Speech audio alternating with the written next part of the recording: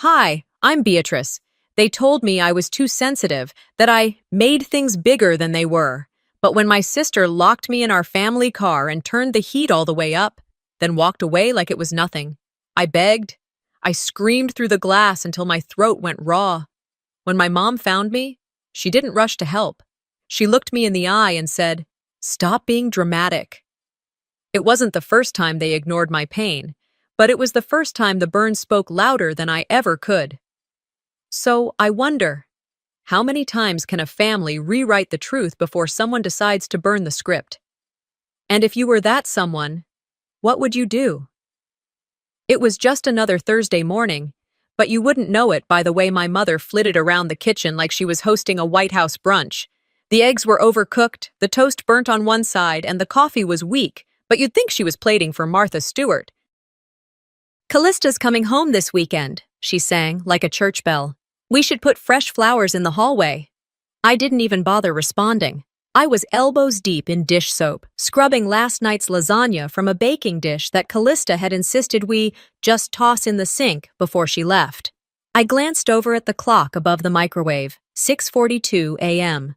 I hadn't even brushed my teeth yet. She said she might have an interview lined up with a PR firm in San Diego. Isn't that amazing? I bit the inside of my cheek. "Great," I murmured, my voice lost beneath the faucet's rush. My mother didn't hear me. Or maybe she did and chose not to. Either way, she turned away, humming some old tune as if the day had already gone perfectly. When Callista breezed into the kitchen 30 minutes later, freshly blow-dried hair and a crop top too small for winter, the air shifted. My mother turned from a chef to a fan club president. "There she is," Mom beamed. "Looking like $1,000,000. Callista grinned like she knew it. She always did. "I didn't even wash my face yet." "I wish I had your skin," Mom replied, then turned to me, barely making eye contact. "Bea, would you mind folding the towels upstairs?" "After I finish cleaning up in here," I said without sarcasm. It didn't matter. By then, she was already walking away, arm looped through Callista's like they were sorority sisters instead of mother and daughter. I dried my hands on a paper towel, staring at the sink full of soap bubbles that had begun to fade. It felt like a metaphor I didn't have the energy to finish. Later that afternoon, Verena invited Mrs. Hanley from next door over for tea. I sat at the kitchen counter, pretending to scroll through my phone while they chattered about Callista's academic success, her future career, her perfect wardrobe, her even more perfect boyfriend. "She's always been such a natural," Mom gushed. "Since she was a baby, really, Mrs." Hanley nodded. "It's rare to see a young woman with such direction." I looked up, trying to interject something, anything. "She left the garage door open last night," I said. Verena shot me a look like I'd just shouted profanity. "Beatrice, that's not necessary. I'm just saying We don't need to air petty complaints," she cut me off, smiling back at Mrs. Hanley like I hadn't even spoken. "Siblings, right?" That was when I felt it. Not just heard it, but felt it. I wasn't real to her unless I was a problem. Callista waltzed in then, holding a bag of takeout she didn't plan to share. "I left the garage open?" she asked, half laughing. "I was just saying," I began. "I mean, it's not like we live in a war zone," she said. "Chill out, Bea." Mrs. Hanley laughed along. Verena changed the subject before I could respond. The rest of the day slipped by in a fog of passive errands and avoided eye contact. I loaded the dishwasher. I vacuumed the rug that didn't look dirty. I helped my dad, Gareth, replace a porch light bulb because he didn't want to climb the ladder himself. "Thanks, kiddo," he said, handing me a soda afterward. "You're good at this stuff." I wanted to tell him that this stuff was the only reason anyone even noticed I existed, but I didn't. Gareth never picked sides. That was his thing. Neutral until the roof caved in. It was near sunset when Verena called out from the porch, "Beatrice, help your sister with the groceries!" I rushed out, eager for a chance to contribute something visible. Callista stood by her car, arms folded. "Took you long enough," she muttered, tossing me 2 grocery bags that were clearly overfilled. As I tried to balance them, the paper ripped and cans spilled onto the driveway. "God!" Verena hissed from the porch. Can you just stop being dramatic for once? There it was. A knife, right through the ribs, but sharpened with years of repetition. I picked up the cans in silence, cheeks burning. Callista stepped over one of them and sauntered inside. That night, I didn't bother turning on the lamp in my room. I sat by the window with my journal, pages already half filled with things I'd never say out loud. I tried to write something poetic, but all I could manage was the truth. They don't see me. I could vanish and they'd thank her for the quiet. I didn't cry, not because it didn't hurt, but because it had hurt for so long, I'd learned how to live beside it. The next morning came like any other. I was setting the table when I heard Callista's phone buzz on the kitchen counter. She was upstairs, probably curling her eyelashes. The screen lit up with a message preview. She still thinks she can outshine me? Cute. Something cold ran through me. Not fear exactly, but the kind of cold that tells you you're done being fooled. I looked up. She was coming down the stairs, smiling. That smile? It wasn't real anymore. It wasn't just sibling rivalry. It was war. I didn't start the engine. I just sat there, hands clenched in my lap, watching the condensation bead on the windshield. The air inside the SUV was stale, carrying traces of spilled soda and fast food wrappers shoved into the side panel. I imagined the headlines: "Teen found in family car, forgotten again." Maybe they'd mention my name in the second paragraph. Maybe not. The silence was suffocating, but familiar. Too familiar. Eventually, the cold pushed me back into motion.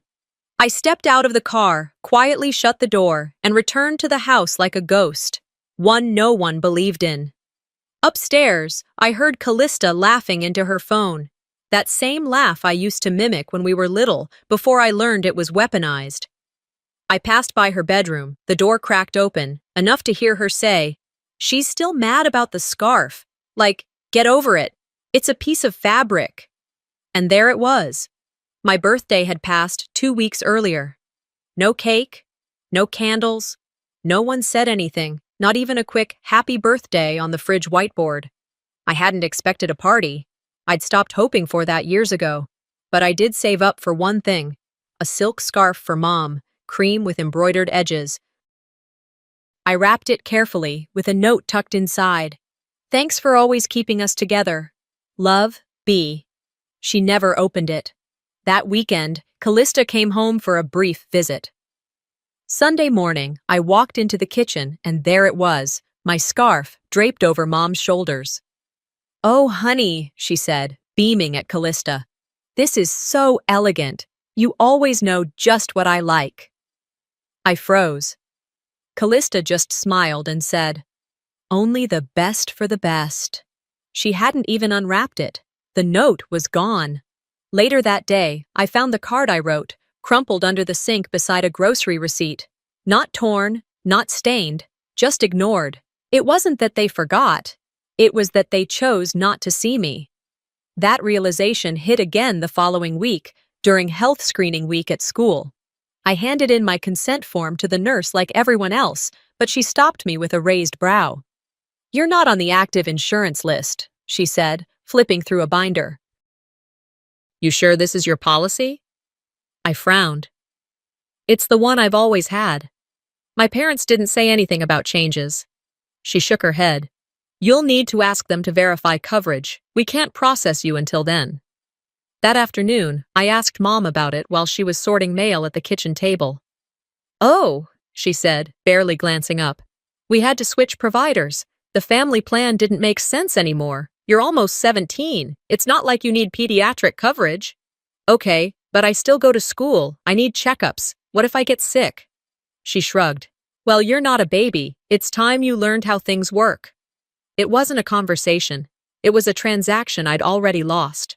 That night, we had dinner as if nothing had happened. Roasted chicken, over-steamed broccoli, and a toast, of course, for Callista's appearance on the dean's list. "To Callie," Verena said, lifting her wine glass. "The one who keeps raising the bar." I raised my glass too, mostly so I didn't have to speak. "Guess we'll need to update the insurance again," Gareth chimed in, slicing into his chicken, "since she's covered under the university now." They all nodded, smiled, continued. I sat there, blinking at my plate. It wasn't an oversight, it was a decision.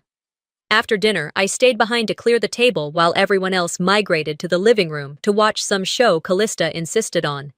When the last fork clinked into the dishwasher, I wandered toward the garage. I didn't have a plan. I just needed quiet. I slipped into the SUV again, shut the door gently behind me, and leaned back in the seat. The air inside was colder now, heavy with the day's residue. I watched my breath fog up the glass, and I thought, if I disappeared right here, right now, would anyone even notice before the engine cooled? Would they pause the show? Would they text me to grab more milk? Would they carry on like they always did, with Callista in the center, orbiting her light like we had no gravitational pull of our own? I didn't cry, not because it didn't ache, but because the ache was so familiar, it didn't deserve tears anymore. That night, long after the house went quiet, I couldn't sleep. So I went back to my journal, the one I kept hidden in a shoebox under my bed. They think silence is peace. They think forgetting is forgiveness. They think ignoring me is kindness because they're not yelling. But silence can kill too. Sometimes slower, sometimes deeper. But it still cuts. At school the next day, while waiting outside the nurse's office to sort out my insurance issue, I overheard two students talking nearby. She gave her mom that scarf, and the sister took credit. Straight up mean girl behavior. My head jerked up. One of them caught my eye, then looked away quickly. People were watching. They were starting to see. But it wasn't validation I wanted. I wanted acknowledgement. I wanted truth. The kind that couldn't be swept under rugs or whispered into revised versions of events. When I got home that afternoon, the house was quiet. I climbed the stairs, past Callista's room. Her door was open. She was lying on her stomach, texting. Her phone buzzed again, screen lighting up. I caught a glimpse as I walked by. Don't worry, she'll get over it. She always does. I kept walking, but I didn't head to my room. I went back to the garage, back to the SUV. This time, I locked the door behind me. I stared at the nurse behind the counter, trying to process what she had just said. Her voice was steady, professional, not unkind, but the words hit like a punch in the ribs. You don't have a file in the system. Are you sure you're still enrolled under this family? The air in the nurse's office suddenly felt thick. The cheap wall clock ticked behind me, loud and indifferent. I forced a smile. I'll check with them. Maybe it's a computer error. She nodded, already turning to her next file. Happens sometimes. Let me know when you find out. I walked out of the office like I was balancing something fragile on my back, like one wrong move would crack me open. The hallway buzzed with the usual in-between class noise, laughter, locker slams, footsteps against tile. But it felt muted, like I was watching it all through glass. I didn't go back to class. I needed air. I wandered behind the school building, found a quiet bench near the staff parking lot, and sat down. That's when the memory came. Not slowly, but all at once, like a dam breaking. I was 6. We were outside St. Mary's Church. It was Easter Sunday. I remember the floral dress Mom made me wear, itchy and stiff, with a ribbon I couldn't untie on my own. We were running late, and Callista had forgotten her gloves. I'll just be a minute, Mom said, locking the car doors as she left me in the back seat. Don't mess up your dress. The windows were cracked. Not enough. I remember kicking my legs back and forth, then curling them under me. The sun was warm, then hot, then too much. When I woke up, I was in a hospital bed, IV in my arm, an oxygen clip on my finger. I couldn't breathe right. My skin itched like it was trying to crawl away from me. Verena stood over me, brushing my bangs from my face. She must have eaten something bad, she said to the nurse. Her stomach was off all morning.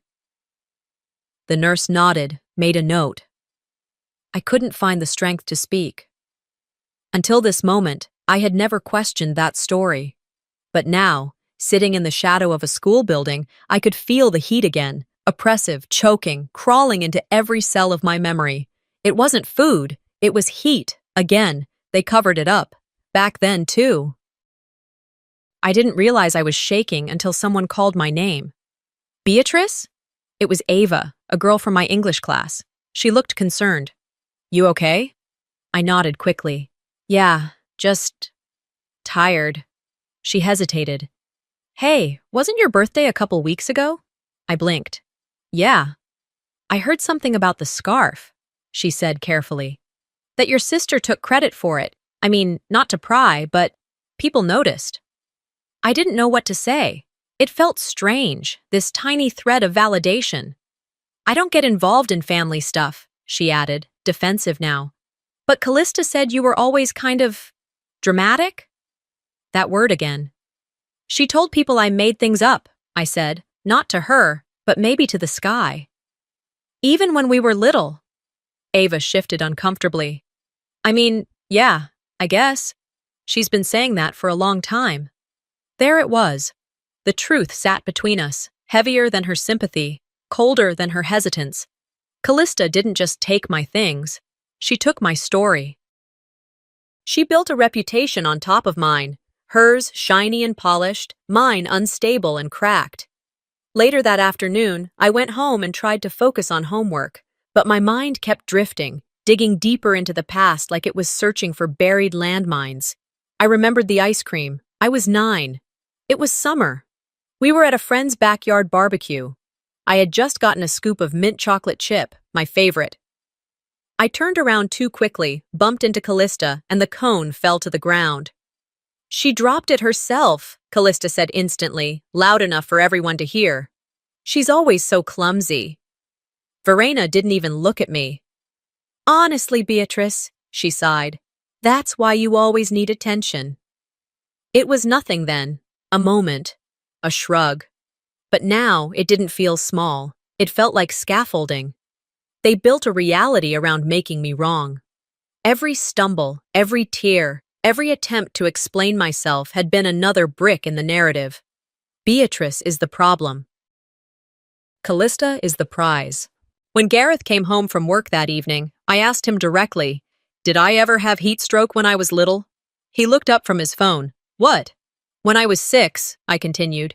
Easter, outside the church. Did I get sick? He frowned, thoughtful. I think you had food poisoning or something, right? Your mom said you threw up in the car. I stared at him. I didn't. I passed out. I woke up in a hospital bed with an IV. He shook his head slowly, as if trying to brush off the fog. You sure? That was a long time ago. Dad, why would I make that up? He looked away, uncomfortable. I'm not saying you're lying. It's just, well, your mother remembers it differently. There it was again. I wasn't lying. I just didn't have the right narrator. That night, I dreamed I was back in the car, sunlight pouring through the windows, sweat pooling under my knees, my voice breaking as I screamed for someone, anyone, to open the door. When I woke up, my pillow was damp, but my face was dry. I got up, showered, dressed, and when I got to school, I walked straight to the nurse's office. I need a copy of my vaccination file, I said. The clerk, a woman named Helen with a thick pair of glasses and a kind smile, tapped at her keyboard, her brows pulled together. Honey, there's no record for you, not under Beatrice Crawford. Are you sure you're still enrolled under this family? I didn't answer right away, because in that moment, I knew. I hadn't been under this family in a long time. The words settled between us like a question made of bricks. Do you feel safe at home? Doctor. Isla had asked it quietly, almost gently, as if she were afraid I might shatter just from the sound of it. I didn't answer her, not right away. My eyes dropped to the clipboard in her hands, and for a second, I wanted to say yes. It would have been easier, cleaner, familiar, but lying had done nothing but bury me deeper. So I said, not really. She nodded once, without surprise, and wrote something down. That evening, the silence in the house felt more deliberate than usual. Even the floorboards seemed to know better than to creak. I hovered in the hallway for a moment, watching my reflection in the hallway mirror. Same hair, same eyes, same nothing expression that I had perfected over the years. Dinner was already on the table when I stepped into the kitchen. Verena stood by the stove, spooning mashed potatoes onto her plate like everything in the world was fine. Gareth was reading something on his phone, glasses low on his nose. Callista sat at the head of the table like always, phone tilted just enough to catch her best angle under the dining room light. I sat down, waited a moment, then said carefully, "Hey, I need to talk to you both." They didn't look up. I found out at school that I'm not on the family insurance anymore. That got their attention. Barely. Verena glanced over. "What are you talking about?" "The school nurse couldn't find my records," I said. "I wasn't listed on any active policy." Verena's hand didn't stop moving. She reached for the salt shaker. "That's probably a system glitch. Don't overreact." Overreact, of course. "I talked to the nurse twice. She said I'm not covered. Did you remove me?" Verena gave a small shrug. "Beatrice, we've had to adjust some things. You're almost grown. It's not like you get sick." Gareth cleared his throat, like he was going to add something, but thought better of it and went back to chewing. "And you didn't think I needed to know?" "I didn't think you'd notice," she said, matter of fact. "It's not like you participate in family planning discussions."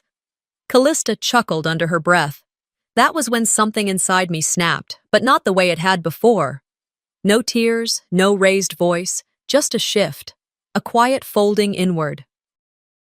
Like packing up the last box in a house you know you'll never return to. 2 days passed, no apology, no explanation. Then came the mall trip. We were supposed to be shopping for school supplies. Callista was in charge, apparently.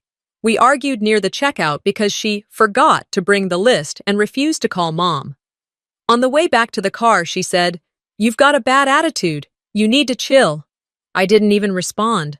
She started the car, let the engine run, and the moment I buckled in, she stepped out.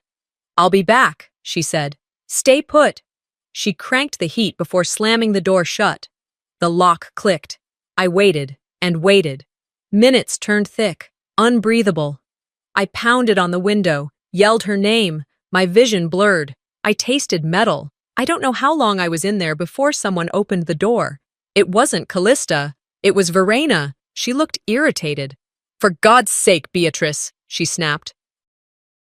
"You weren't in there that long." I couldn't speak. My lips were cracked, sweat clinging to the edge of my hairline. "I told her to stay," Callista said from behind her, completely unfazed. "She said she needed to cool off, so I gave her space." Verena gave a tight smile like it was all a funny misunderstanding. They made it a joke. Again. At the clinic, my temperature was higher than normal. My arms were red, skin dry and itchy. The nurse applied a cooling pack. Then Dr. Isla walked in. Her eyes moved over me quickly, then settled on my face. "How long was she in the car?" Verena answered before I could open my mouth. "Maybe 5 minutes. She's been having these dramatic episodes lately." Dr. Isla didn't nod. She didn't write right away. She just looked at Verena for a long second, then back at me. "Can I speak to Beatrice alone?" Verena hesitated. "I don't think that's It's standard," Dr. Isla said firmly. "Just a few questions." Verena left with a forced smile. Callista followed, still scrolling her phone. When the door closed, Dr. Isla pulled up a chair and sat beside me. "Beatrice," she said gently, "how long were you in that car?" I swallowed. "I don't know. Maybe half an hour? Maybe more." She nodded. "That's consistent with what we're seeing. I need to file an incident report, okay? That doesn't mean anything is decided yet. It just means we're documenting." I nodded. She paused, then asked, "Do you feel safe at home?" And for the second time in less than a week, I heard that question again. Only this time, the answer came easier. "No." She nodded again, didn't write it down, but I could tell she'd remember every word. We finished the exam. I was cleared to leave. Outside the office, Verena stood tapping her heel against the floor like I'd made her late for something important. "No more dramatics, all right?" she said, as if that could undo the last hour. On the drive home, no one spoke. The car was silent except for the soft sound of Callista's gum snapping in rhythm. When we pulled into the driveway, I didn't wait. I got out and went straight to my room. I didn't cry, not even when I looked at the red patches on my skin in the mirror. I just stared. They were there, visible, real. And maybe, for once, undeniable. I left the clinic feeling both hollow and heavier. It's a strange thing when someone finally hears you. Stranger still when they believe you. And yet, it doesn't bring relief right away. It only reminds you how long you've been screaming into a void. That evening, I didn't join them for dinner. I said I had homework, which wasn't a lie, but not the full truth either. I needed space, not the kind they pretend to give you, but real space. The kind that lets you breathe without second-guessing every inhale. Around 9 p.m., while the dishwasher hummed and the nightly news played softly in the living room, I overheard Verena on the phone. Her voice was sharp, impatient. I think the clinic's blowing it out of proportion. It was barely 20 minutes. You know how Beatrice is. Always emotional. It took everything in me not to storm in and shout, "It was 43 minutes." But I stayed quiet. For now. The next morning, I was called to the school office during second period. The receptionist handed me the phone. "It's Dr. Isla. She said it's important." I took the receiver with slightly trembling hands. "Beatrice," she said, calm but firm. "I wanted to let you know we received the footage. The mall security office pulled the parking lot cam. Your sister left you in the car. Heat on, 43 minutes. There it was. The truth, printed in digital timestamps. "I'm documenting it in the report," she added, "and I've notified the school counselor, just so you know. You'll have support." I swallowed hard. "Thank you." After school, instead of heading straight home, I walked to the library. I needed quiet, needed to think. Sitting at one of the corner tables, I pulled out my notebook, but instead of writing, I just stared at the page. 43 minutes, not 5, not 20, not a misunderstanding. I walked home slower than usual, dragging my feet over sidewalks I used to race down as a kid. The house was quiet when I stepped inside. Gareth's keys were on the table, his work boots by the door. He was home early. I found him in the den, half dozing in his recliner, the TV playing some nature documentary. He startled when I walked in. "Hey, kiddo," he said, rubbing his eyes. "Everything okay?" I didn't answer that, not directly. "Can I ask you something?" "Sure. Do you have any of the old insurance papers? Or, medical stuff from when I was little?" He blinked, surprised. "Why do you need those?" "I just want to check something." He hesitated. "They'd probably be in the filing cabinet in my closet." I nodded. "Mind if I look?" He shrugged. "Help yourself." His closet smelled like old aftershave and cedar blocks. I found the cabinet buried under some sweaters and a forgotten tennis racket. Most of the files were organized, but the bottom drawer was messier. Bills, receipts, birthday cards. That's where I found it. A yellow envelope, unsealed. Inside was a folded letter written on lined notebook paper. The handwriting was familiar. His. I shouldn't have read it. But I did. "Beatrice, I failed you the day I believed her over you, and every day since.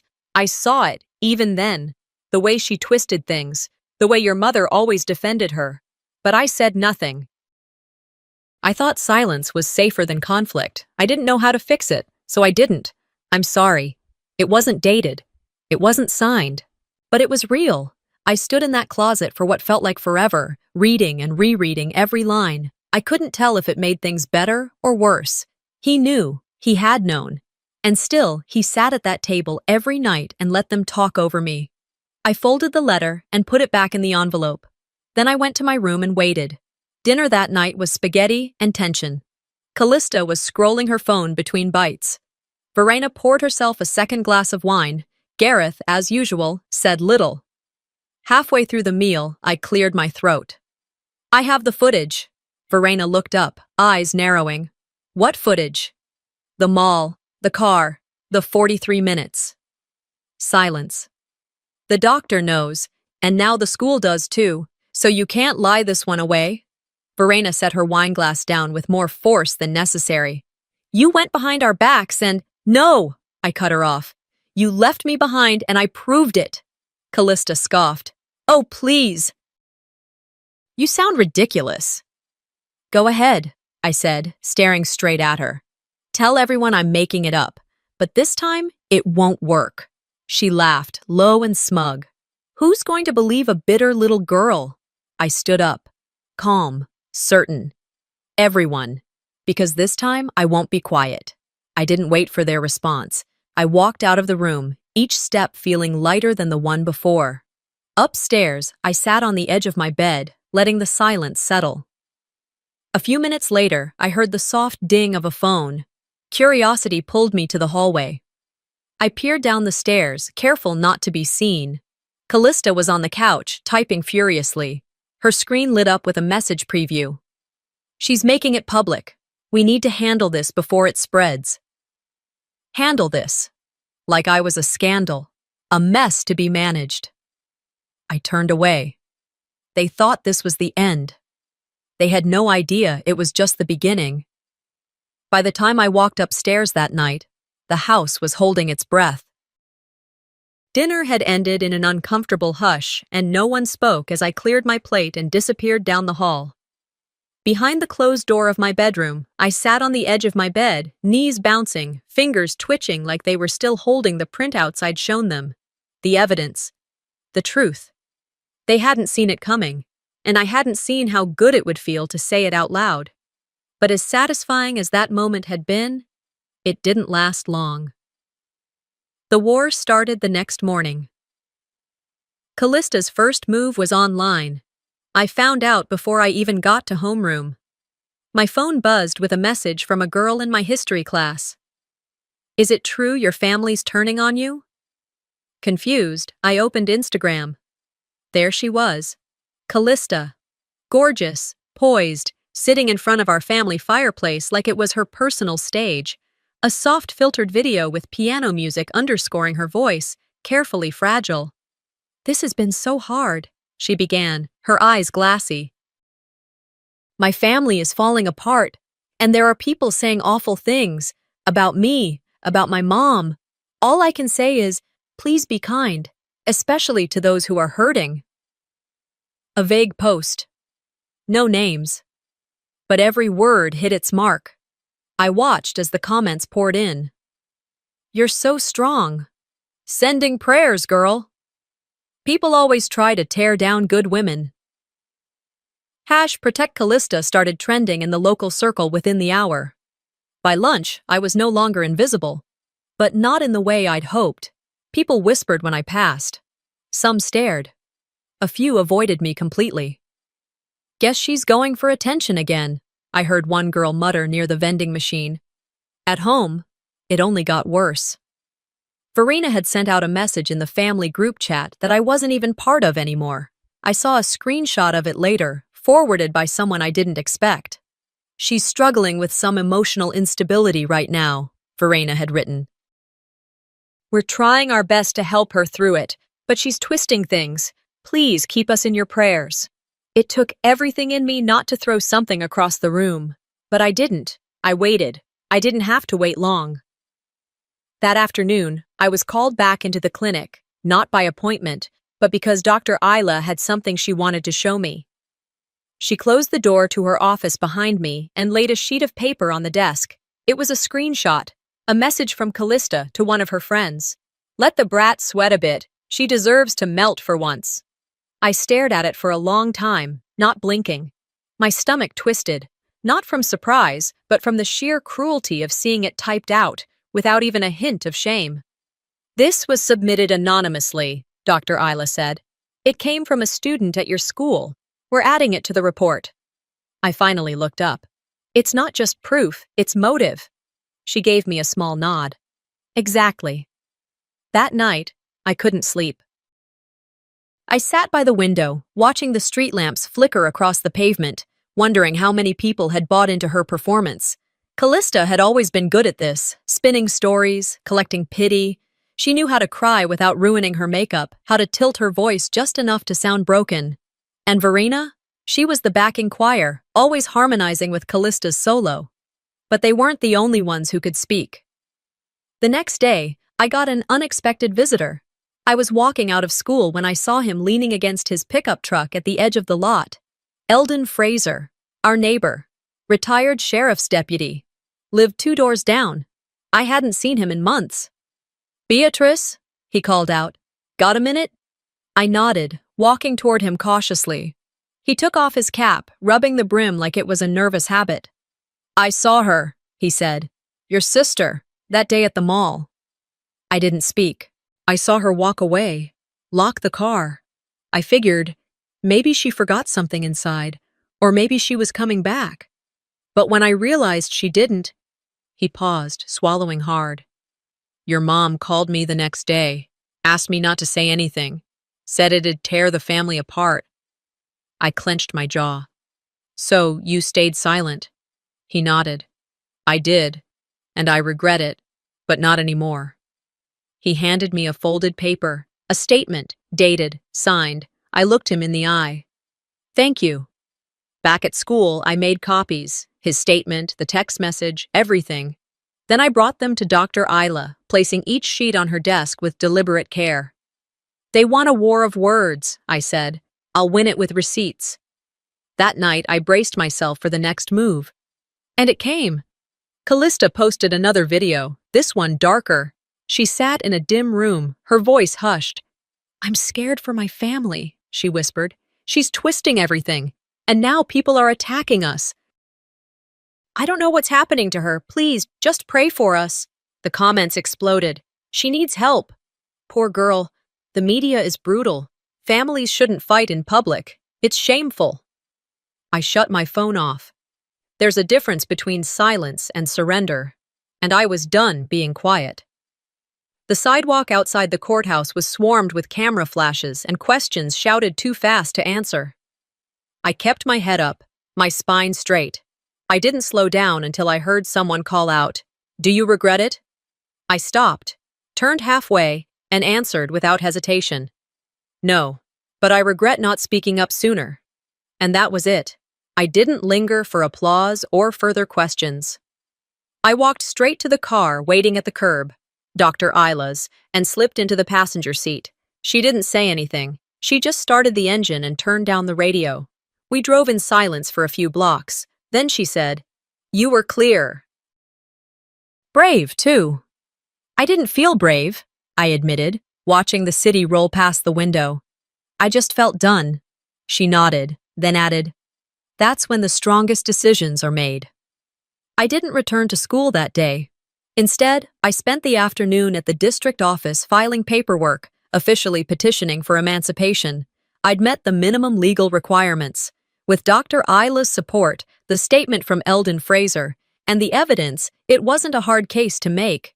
It still felt surreal, handing that paperwork to a clerk who didn't know me, whose name I'd forget by tomorrow, but whose signature on the form would change everything. By the time I got home, it was nearly dusk. The house looked the same, suburban calm, windows glowing, lawn trimmed, but it felt different, like something had shifted underneath the surface, something small but irreversible. Inside, Verena was sitting at the kitchen island, scrolling her tablet. She looked up and forced a smile that never reached her eyes. I saw the clip, she said. I didn't answer. You didn't have to say all that, not like that. I dropped my backpack near the stairs. Would any other way have worked? She sighed, pushing her glasses higher up her nose. We could have handled this in-house. You didn't need to make us a spectacle. I turned slowly to face her. That's your apology, not for what happened, but because I didn't protect your image? She stood then, lips tight. Beatrice, families fight, sisters get jealous, emotions get messy, but we're supposed to rise above it, not drag it out for strangers. It wasn't a fight, I snapped. It was abuse, and you knew. You always knew. The silence that followed was louder than anything we'd said. Across the room, Callista emerged from the hallway, hair tied back, face scrubbed bare for once. She didn't raise you to ruin us, she said quietly. But I guess we underestimated how vindictive you could be. I laughed, not because it was funny, but because it was so absurd. Vindictive? I asked. You locked me in a car. You called me a brat and said I deserved to melt. And now you want sympathy because I dared to tell the truth? Her jaw tightened. I was angry. You tried to get me in trouble with Mom, with Andy, with everyone. Andy dumped you, I said flatly, because he saw through you, just like everyone else is starting to. Her eyes narrowed. "I swear, if you think this is over." But I was already walking away. That night, the world did the one thing I never expected. It turned. It started with a leak. An anonymous account posted a screen-recorded video, footage from Callista's cloud storage. Somehow, someone had gotten access to a saved clip she never intended to share. In the video, she sat on her bed, laughing with her friend over FaceTime. "She tried to get me in trouble for Andy," she said. "Let her cook. Maybe that'll teach her." Just those few seconds, enough to destroy the narrative she'd worked so hard to build. The video spread like wildfire. Students shared it, local news stations picked it up, even people who had once defended her now sent me private messages apologizing, asking if I was okay, and for the first time, I didn't feel alone. Verena tried to salvage what was left. She released a statement, typed in the Notes app, screenshotted and shared on her Facebook. "As a mother, my heart is broken. I tried to protect both my daughters, but mistakes were made. I ask for privacy as we try to heal." It read like it came from a PR firm, not a parent. The kind of apology that wasn't for me, but for her reputation. Later that night, she knocked on my door. "I meant what I said," she told me. "I know," I replied. "That's what makes it worse." Callista, for her part, went silent. Deleted her social media, stopped answering texts. She vanished in the most public way possible. Gareth didn't say anything, but one morning, his closet was half empty. His boots were gone. The photo of our family from the hallway wall? Taken down. No one mentioned it. Dr. Isla connected me with a social worker named Patricia. Warm, calm, patient. She explained the emancipation process clearly, without judgment. "You've done most of the hard work already," she said. "Now we just finish the paperwork." It was happening. Fast. I didn't tell anyone at home. I didn't need to. They'd feel it soon enough. The morning of the court hearing, I woke up early, packed a small bag, and walked past the kitchen without saying goodbye. Verena looked up from her coffee. Callista didn't even raise her head. It felt like a funeral for a version of me they had built, then blamed. Outside the courthouse, the reporters were already gathered. I didn't flinch this time. I walked straight through them, Patricia at my side, and when someone yelled, "Do you regret it?" I gave them the only answer that ever mattered. "No, but I regret not speaking up sooner." And that was the truth. Not polished, not pretty, just mine. The words I'd just spoken still echoed in my ears as I stepped off the courthouse steps.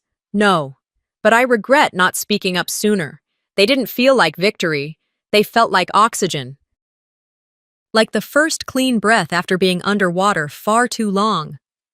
Dr. Isla was waiting by the curb, her posture steady and composed. I climbed into the back seat of her car without speaking, and she pulled away in silence. Only once we'd turned a few corners did she glance at me in the rearview mirror. "You okay?" she asked. "I don't know," I replied honestly. She didn't press further. We drove directly to the courtroom where the trial was being held. No delays, no time for reflection. The entire morning had been structured tightly. Security waited at the doors, and though the courtroom was half empty, it felt fuller than I could handle. Callista sat across from me, not quite meeting my gaze. Her lawyer shuffled papers, whispered things in her ear that she didn't appear to hear. Verena sat behind her, lips pressed so tightly together they'd nearly disappeared. Gareth didn't show. It didn't surprise me. The trial itself was quiet. No theatrics. Just evidence and statements. I went first. My voice didn't shake, even though my palms were damp. I told the story from beginning to end, just like I had for the reports. I didn't add drama. I didn't need to. Next came Dr. Isla, then Eldon Fraser. His words were calm but direct, confirming what everyone already suspected but had needed someone else, someone objective, to say out loud. Then came the exhibits, the footage, the screenshot, the video clip Callista never meant to be seen. She tried to get me in trouble for Andy. Let her cook. Maybe that'll teach her. The court fell quiet after that. When the judge read the verdict, Callista didn't move, didn't blink, just stared ahead like the words weren't about her. Her lawyer placed a hand on her shoulder when it was over, but she didn't react. Guilty, endangerment, intent to harm a minor. 7 years. It wasn't a harsh sentence, but it was a sentence. And for Callista, it wasn't the courtroom that truly punished her. It was the coverage. The next morning, the headline ran in bold across every local news site. Perfect daughter. Sentenced. Family abuse comes to light in Temecula court. Her former classmates reposted it with captions ranging from sarcastic disbelief to outright rage. A few girls she used to call charity cases now cheered her downfall. Verena tried to save face, as always. She issued a statement on social media, poorly disguised as heartfelt. My family is going through an unimaginable time. I ask that everyone show compassion as we heal. Please do not direct hate at my daughter. We all make mistakes in life. Compassion. She wanted compassion. But when I'd begged for a voice, she called me dramatic. And Gareth? He didn't issue a statement at all. He didn't even come home. When I walked in a day later to pick up the last of my things, his boots were gone. The hooks by the door, empty. His closet, half cleared. I climbed the stairs slowly, room by room, collecting what little belonged to me. Most of it was just clothes and a few old books. I didn't pack photos. I didn't want the weight. As I stepped into the hallway, something strange happened. The large family photo that hung above the stairs, Callista in her graduation cap, Verena and Gareth beaming, me off to the side, fell. It didn't slide. It dropped. Glass shattered across the tile below. Verena heard it. She rushed out from the kitchen, startled. What happened? I stared at the frame. I didn't answer. I didn't pick it up. I didn't even flinch. Beatrice? She said. Still, I said nothing. I just stepped over the shards and walked past her. She didn't follow me. Outside, the air was crisp, the kind that makes your lungs sting a little in the best way. A car pulled up. It was Patricia, my social worker. She smiled softly and opened the passenger door. You ready? She asked. I nodded. We drove straight to the press conference arranged by the local advocacy center. I hadn't wanted to speak at first, but when they offered the platform, after everything, I knew I needed to. I stood at the podium, flashbulbs popping, the hum of microphones surrounding me. My name is Beatrice Crawford, I began, and for years I was silent. Not because I didn't know how to speak, but because every time I tried, I was taught not to. I paused. But truth doesn't wait for permission, it builds. And one day, it becomes too loud to ignore. I looked out at the crowd. Some nodded. Some teared up. Some just listened. Truth can't be dressed up. It's ugly, but it's free. And it's mine. I stepped away from the mic, not waiting for questions. Later that afternoon, I boarded the bus out of town. One way, no return. I had a scholarship waiting at a small community college 2 towns over. It wasn't glamorous, but it was mine. I chose a window seat near the back. At the next stop, a woman in her 60s sat beside me. Neat blazer, warm eyes. She studied me for a moment, then asked gently, "You're the girl from the story, aren't you?" I looked at the woman beside me on the bus. She had kind eyes, the kind that weren't prying, just curious. Her question hung in the air between us. "You're the girl from the story, aren't you?" I smiled softly, pulled my backpack onto my lap and said, "Not anymore." We didn't speak again for the rest of the ride. She stared out the window. I watched the back of the seat in front of me. Somehow, silence felt like the right answer to everything lately. When we pulled into the next station, I thanked her politely and got off. The sky was bruised with the first strokes of sunset, and the air carried the scent of something baking from a nearby bakery. It was my first full week in the new town. The transitional housing unit was tucked behind a community center, not glamorous, but safe.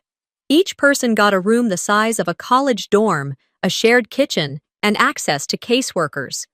Mine, Tanya, had been kind, not too chipper, not cold, just steady, the kind of steady I hadn't had in years. I dropped my bag onto the twin bed and went straight to the desk.